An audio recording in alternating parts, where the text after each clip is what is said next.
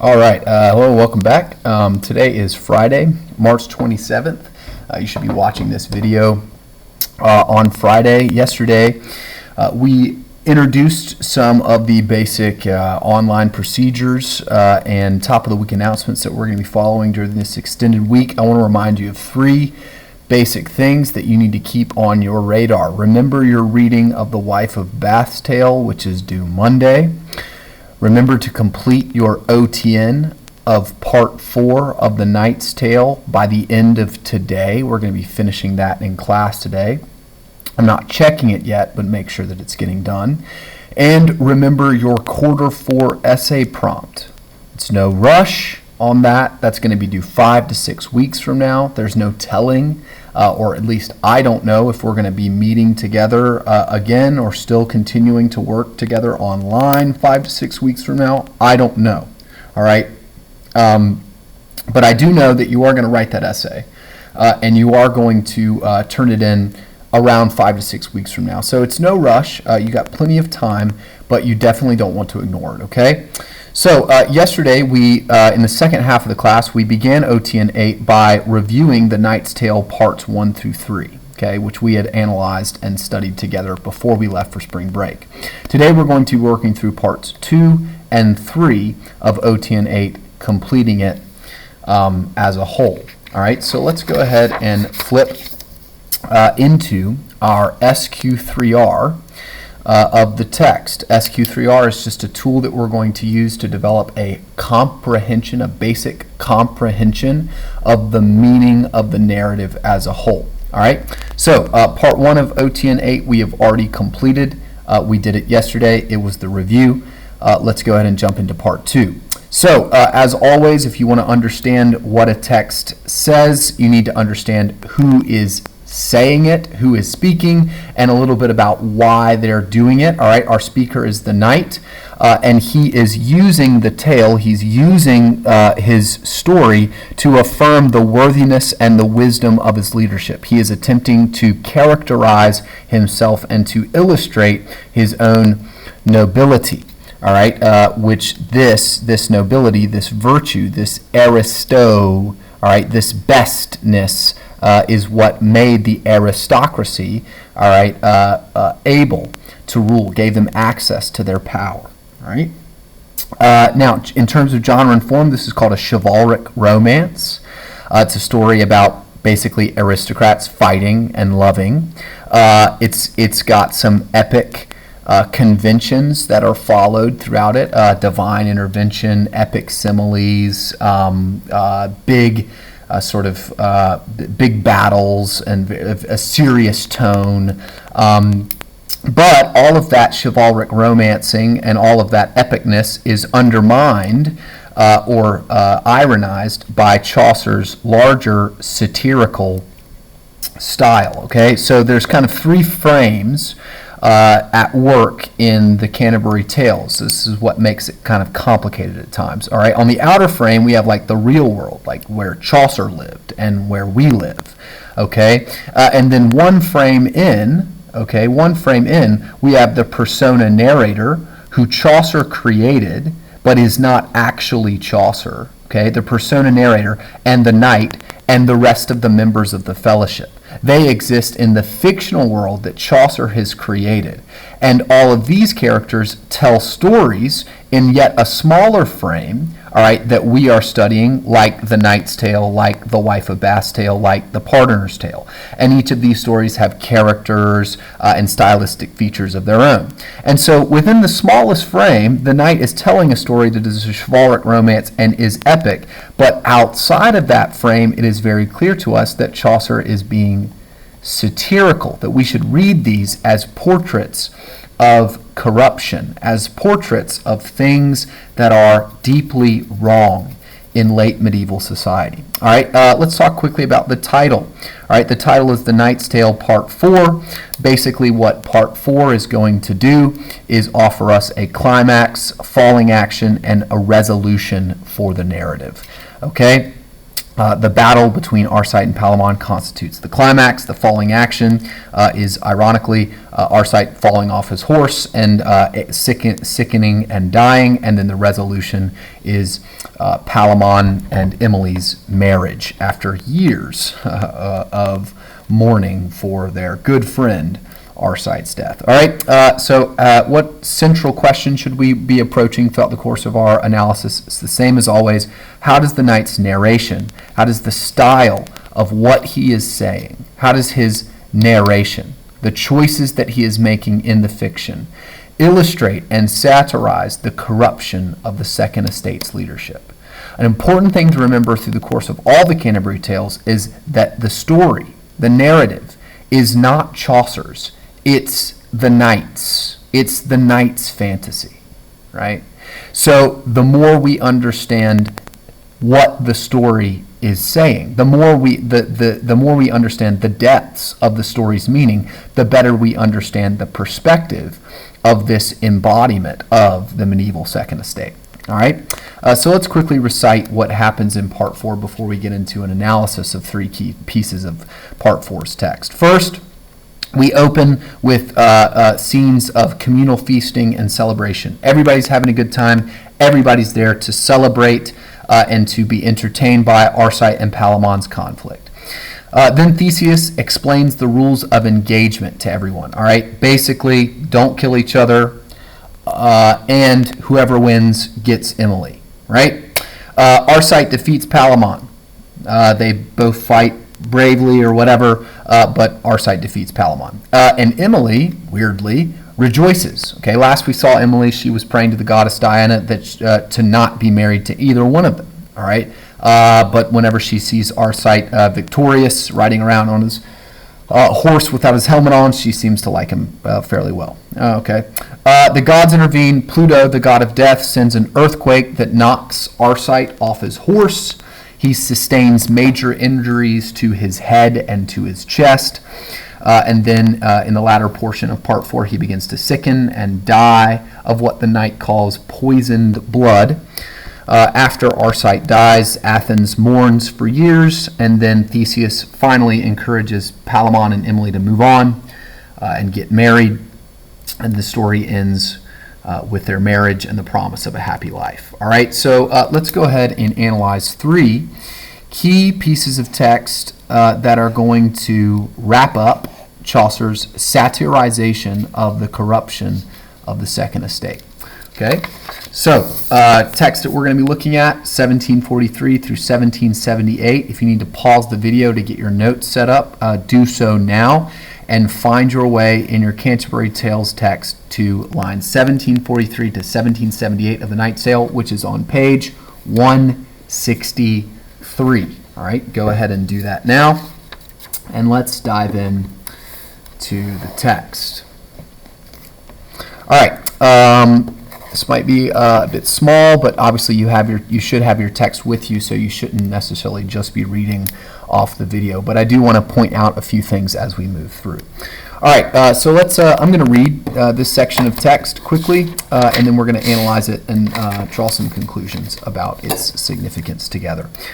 All right, text begins. The heralds up and down cease from their pricking. All right, so the songs stop. Loudly the trumpets and the bugles ring. You know, da da da da. Time to fight. There's no more to say, but east and west. In go the spears quite firmly in their rest. In go the spurs quite sharply in the sides. Men now see who can joust and who can ride. There shiver shafts upon the shields so thick.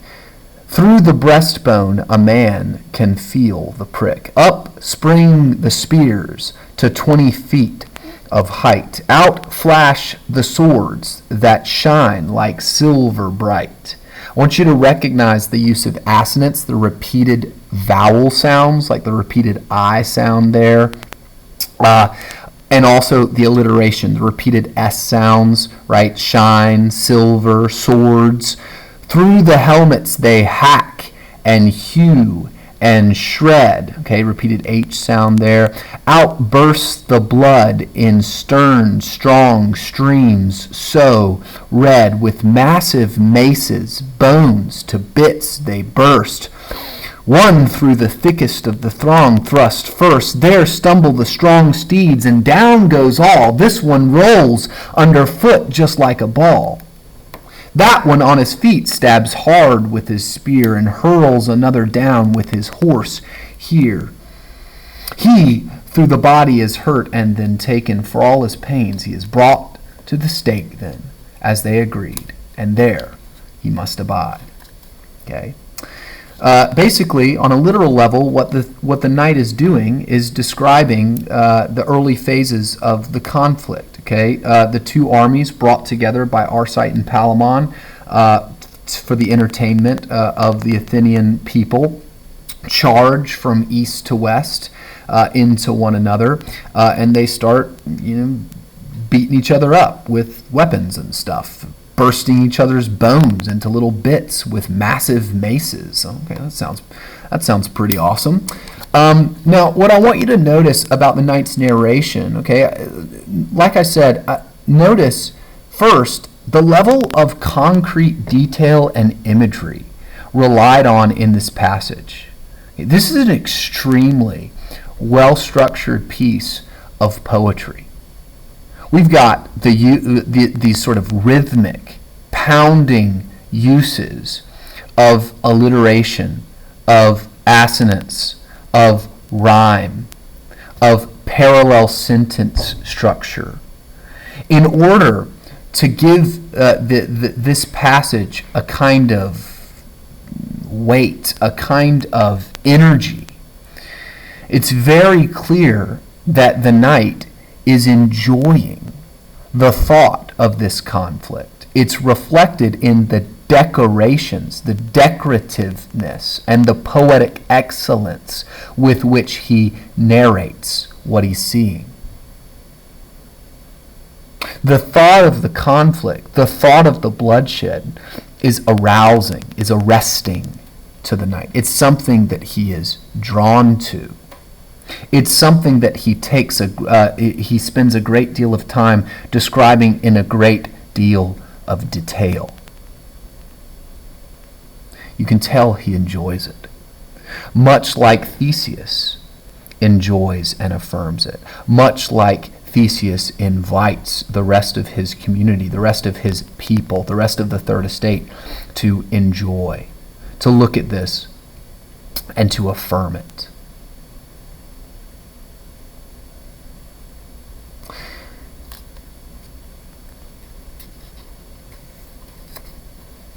On the next page over, the knight begins to describe Arcite and Palamon, these two Thebans, so met together and brought each other woe. Twice already they've unhorsed the other. In Gargaphia there was no tiger with her small cub, when her small cub had been stolen away, so cruel to hunters as Arcite that day was with his jealous heart to Palamon. In Ben Marin there is no cruel lion that's hunted or stalks from hunger madly, or from his prey wants the blood so badly, as Palamon who wants to slay Arcite. The jealous strokes upon their helmets bite, outrun the blood on both their sides so red.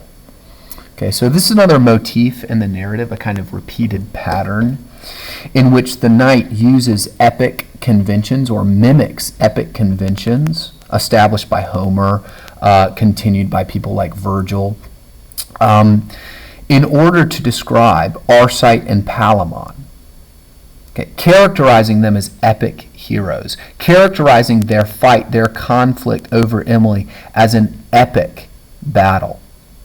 Now, the epic mode is something that has traditionally been reserved for the illustration, the celebration, the contemplation of the highest ideals of one's culture, the most weighty, the most important values and virtues that tie together a group of people.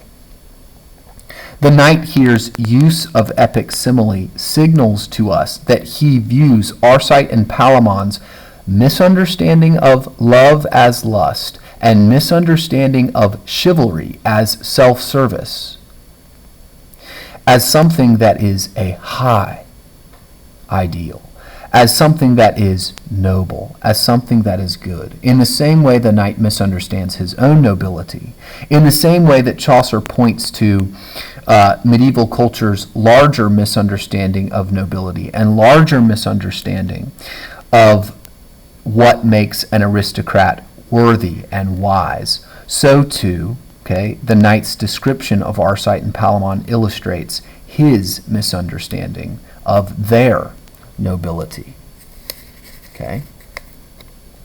Finally, the last thing that we should note is the reoccurring image of blood and bloodshed. All right, this is something that's been sort of used throughout the course of the Knight's Tale. All right, and it once again draws our attention to the fact that noble blood in medieval culture is a symbol of what makes the aristocrat worthy of their power. Right, you were born with noble blood that made you worthy, that gave you access to a kind of inherited nobility. And so the lingering question is, what does this warrior class, what is the warrior class, the knight, the noble leader, the noble fighter, what is he willing to spill blood for and to have his blood spilled for? What is he willing to lay his life down for? And what is he willing to strike the life of another down for?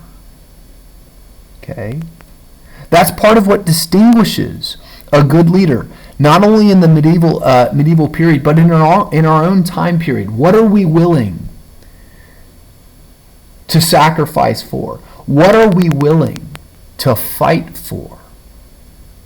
What are we willing to spill blood for and to have our own blood spilled on behalf of? That's the mark of a good leader, one who is willing to fight, one who is willing to die for the protection, for the preservation of the well-being of those who have been entrusted to him or her leadership, to his or her leadership. Here it becomes very clear once again that Arcite and Palamon are willing to spill blood, willing to fight for their own self-gratification. And it's something that they will take at any cost. It's something that they will seize, grasp, no matter the cost. And, to make matters worse, Theseus looks at this and says what? Yes, good, thumbs up. The knight looks at this and says what? Yes, good, thumbs up. The older generation, who is meant to correct Arcite and Palamon,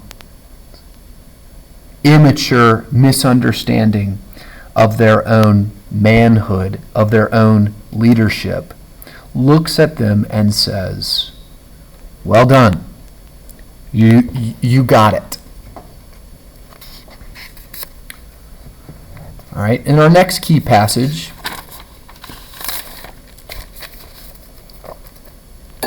we see Arcite taking his victory lap after he has defeated Palamon. All right, this is an interesting little passage here. I'm going to read it to you, then we're going to talk about it. At the end of this epic conflict between Arcite and Palamon, Palamon is forced to surrender to Arcite, and Arcite is the victor, and he takes his victory lap, and Chaucer, or the knight, describes him as follows. This fierce Arcite has removed his helmet, and on his courser there to show his face. He pricks from end to end of this large place, looking upward at Emily on high. Now, this is an interesting little interaction. It's an interesting little moment in the narrative as a whole, because last we saw Emily, she was attempting to maintain her independence. But, in this critical moment, toward him she cast a, quote, friendly eye. And the knight adds this little parenthetical, right? For women, to speak in general, soon they'll follow all the favor of fortune. In other words, even though Emily at first didn't want to be conquered by Arcite, and even though Emily at first didn't want to enter into a marriage that she didn't consent to with a man that she didn't know, she now sees the way that fortune has fallen in his favor, that he is going to be powerful, that he has won a great deal of glory in the community, that she follows suit. She said, well, he's obviously a winner, and I like winners, so I'll follow suit. All right? Now, it's important for you to remember that Emily is not actually a real person. All right, but she is rather a character in the knight's fantasy. So her response to Arcite's victory illustrates the knight's view of an ideal woman, who, in the knight's opinion, right, when a woman is confronted with this kind of conqueror like Arcite, she willingly submits to him because that's what women were created to do. Now, once again, Chaucer is not critiquing a biblical understanding of male and female relational dynamics or marriage, but what he is critiquing is the knight's shallow understanding of women, all right, in which on the one hand you see Emily exerting her will to maintain her independence, but she is so smitten by the noble Arcite that she just simply cannot help, all right, but follow the favor of fortune. She casts him in a friendly eye. It's all good. Okay? Not only is the character Emily characterized as deeply shallow, all right, but her creator, the knight, is characterized as having a deeply shallow misunderstanding of the female sex in general, and ultimately, right, revealing the fact that his understanding of nobility is just so deeply flawed. His understanding of love is just so deeply flawed, so deeply corrupted. Then the gods intervene, okay? A kind of divine justice is executed here as Pluto intervenes and sends an earthquake. Out of the ground an infernal fury starts, sent by Pluto at the charge of Saturn, because of which his horse in fear did turn, and leapt aside, stumbling as he leapt there. And before Arcite might take proper care, he struck himself on the crown of his head, so that in that place he lay like he were dead. His breastbone was broken from his saddle's bow.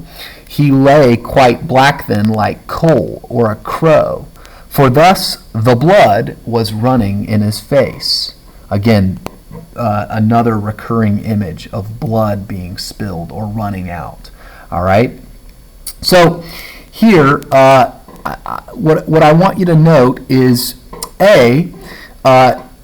when the gods intervene, it's kind of Chaucer's subtle suggestion that this kind of misunderstanding, this kind of immorality on the part of and this kind of misunderstanding of chivalry, this kind of misunderstanding of power and leadership does not go without being justified. This is not something that the gods, or the transcendent forces in control of the narrative can look at simply and turn a blind eye to. Okay, so the gods intervene. Okay, and Arcite is punished, if you will, right? But, all right, to continue, Theseus and the knight do not view this as divine intervention punishing Arcite for his misunderstanding of his role as leader, but rather view him as a victim of some kind of high, undeserved tragedy. And so the knight tells the rest of Arcite's sickening and dying in this serious, sympathetic tone, as if Arcite is some kind of tragic hero. Okay?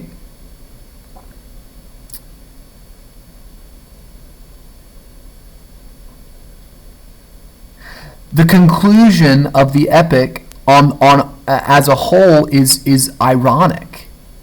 it's anticlimactic. Arcite falls off his horse and bonks his head. And his fall, which literally leads to his death, is a figurative expression of his fall from nobility and his fundamental failure as a chivalrous, virtuous leader. Interestingly, riding, having access to a horse, and being able to fight while mounted was one of the central features associated with knighthood. And so the fact that Arcite falls from his horse, which is a humiliating thing for a mounted knight, right? A humiliating thing. The fact that he falls off his horse, he's not unhorsed, he just stumbles off of it, is this kind of ironic, figurative expression of Arcite's larger fall from nobility, his larger fall from his responsibilities as a chivalric leader. Okay? As already said, to make matters worse, Theseus, Palamon, Emily, and the knight himself, they don't recognize the irony here. Okay, this is narrated in the coming lines as some great and high tragedy. Okay, last section of the text before we're done. Now swells the breast of Arcite, and the sore around his heart increases more and more. The clotted blood, despite leechcraft quite deft, becomes infected. So Arcite's blood is infected. Okay, once again, blood is a symbol in medieval culture of that which makes the nobleman noble. His nobility becomes infected. His value system becomes infected. And in his trunk is left, so that neither bloodletting nor cupping nor herbal drinks now gave him any helping. The expulsive power that's termed animal from that same power that's called natural, the poison there cannot void or expel. In other words, there's no saving Arcite at this point. He's too deeply infected. Thus the pipes of his lungs begin to swell, so the infection begins to move. It fills his lungs, and every muscle in the breast of him is destroyed with both decay and venom. Okay, so all of his muscles in his chest begin to be destroyed with decay and venom. Now neither profits him to make him live. Upward vomit or downward laxative, all has burst completely in this region. Nature now no longer has dominion. All right, so in other words, Arcite's death, he dies, and the symbolic significance, the symbolic resonance is pretty clear, right? He dies of a blood infection. He dies ultimately because his blood, a symbol of his nobility, becomes infected, and it poisons the rest of his body, just as the poisonous moral duplicity of the second estate, the leader class, not only infects the head and the heart of one society, it not only affects the second and first estates, but the rest of the body politic, the rest of the body. And who would be the rest of the body politic, the rest of the political body? The third estate. Okay? So just as Arcite's body begins to decay because of his infected blood from his fall, so too Chaucer satirizes the corruptive influence of leaders who veil self-seeking exertions of their power as chivalric, self-sacrificial expressions of love. The men in the narrative posture themselves as noble, courtly lovers, but in reality exploit the women around them as objects, disempowering, dehumanizing all that has been entrusted to them to care for. Throughout the course of the narrative, most troubling of all, the knight looks at these characters and, like Theseus, endorses their moral duplicity. He is not struck with anything abnormal, precisely because, for the knight, it's normal.